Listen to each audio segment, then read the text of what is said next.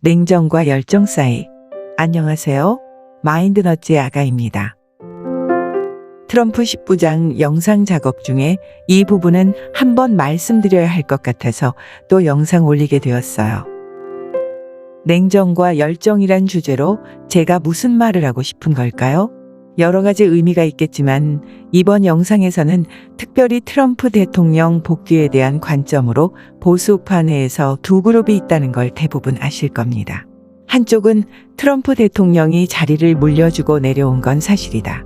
그래서 이제 2024년 대선 출마를 준비한다. 그러니 더 이상 희망회로 돌리지 말고 직접적인 증거로 검증할 수 없는 이야기는 허위 사실이니까 더 이상 나누면 안 된다. 이렇게 말합니다. 검증되지 않는 소식은 정보로서의 가치를 잃어버린다는 점을 강조한 것입니다. 반면 희망회로파는 아니다. 현재 트럼프는 아직도 어떤 형태로든 모든 것을 진두지휘하고 있다. 최소한 이제 얼마 지나지 않아서 곧 복귀할 것이다. 라는 강한 믿음을 가지고 있고 여러 가지 듣기만 해도 흥분되고 기분 좋은 소식을 전하는 쪽이 있습니다. 특히 지금은 정보전이자 전시 상황이기 때문에 절망할 수 있는 지지자들을 향해 일종의 힌트는 줄 수 있어도 그 근거를 다 노출하면 전략상 기밀로 추리되니까 그 증거를 제시할 상황이 아니라는 주장입니다. 1편을 보시기엔 제가 맹목적인 희망회로파라고 생각하실 수도 있겠지만 조금 더 엄밀히 말씀드리면 냉정과 열정, 그 사이에 있다고 생각합니다. 즉 정보란 일종의 근거를 가지고 검증해야 가치가 있다는 파와 치열한 정보전 하에서 지금까지 드러난 정황들로 보아 희망을 가질 수 있다는 희망회로파의 중간이라고 생각됩니다. 지금까지 워낙 오랜 시간 동안 좌파들의 레토릭에 속았기 때문에 직접 확인할 수 없는 주장만 가지고 중요한 사실에 대한 결론을 내기에는 무언가 긴가민가 하는 부분이 있습니다. 그러면서도 근거를 확인해야 한다는 측에서의 말처럼 갑자기 트럼프 대통령이 비정치인 출신이라서 결국 내부 조력자가 부족해서 어쩔 수 없이 일단 물러났다는 주장을 다 받아들이기에는 너무도 이해 안 되고 이상한 정황 증거들이 많이 나타나고 있습니다.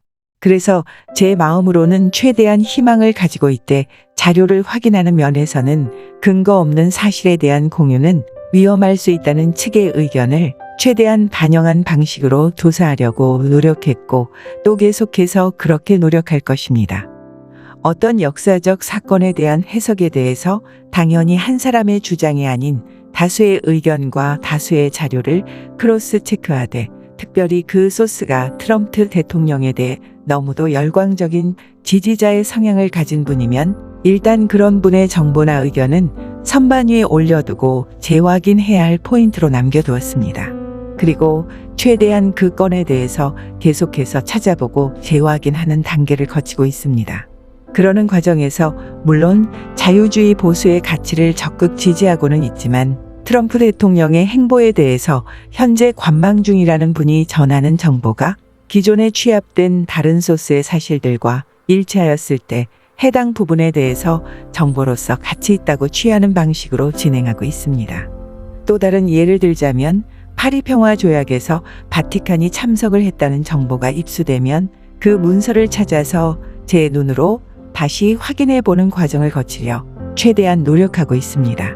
이번 10부작 영상에는 표면에 나온 소제목 관련 주제뿐만 아니라 독일 나치의 뒷이야기, 시온의 정서, 그리고 플레서스 즉 평평지구 관련 주제에 이르기까지 일종의 음모론으로 알려진 거의 대부분의 주제들을 직간접적으로 다루게 될 것입니다. 그 과정에서 최대한 수집된 자료나 여러 가지 시나리오를 그 근거와 함께 최대한 객관적인 시선으로 공유함으로써 최종 판단은 여러분들이 하실 수 있도록 정보를 제공해 드리고자 합니다. 제가 10부작은 끝낸 후 해당 내용을 전자책으로 만들어서 배포를 할지 어떨지 아직 결정하진 않았습니다. 혹시 전자책으로 만들 경우 각 정보의 출처를 정리해서 밝히는 작업도 같이 해야 할 텐데 지금은 영상 편집과 여러 가지를 병행하다 보니 그 수많은 출처들을 다 정리해서 올리지 못하고 진도를 나가야 하는 상황임을 이해해 주시기 바랍니다. 대신 최대한 제가 찾은 근거 사진이나 관련 판결문 이름들은 영상에 일일이 기록해서 최대한 그 근거들을 직접 보실 수 있게 영상 작업하고 있습니다. 일부에서도 잠깐 다루었지만 우리의 적들은 우리가 서로 분열하고 서로 하나 되지 못하게 하기 위해서 모든 수단을 다 사용하고 있습니다. 세부 사항에 대해 혹은 한 사건에 대해 바라보는 시선이 다르다는 이유로 서로 다른 사람들이 나 자신과는 달리 좋지 않은 의도를 가진 사람이라고 매도하는 것은 적들만 이롭게 할 뿐이라는 사실을 잊지 않았으면 합니다. 저는 트럼프 대통령님이 지금까지 해오신 일들로 인해 너무 감사하고 감사한 마음입니다. 그런데 최근 10회에서의 백신 관련 언급은 저 개인적으로도 다 이해가 되지 않는 부분이 있었습니다. 꼭 그렇게 백신을 언급하셨어야 했을까? 그런 생각이 든 건 사실입니다. 저 외에도 많은 사람들이 그 건에 대해 리누드 변호사에게 문의를 한 걸로 합니다.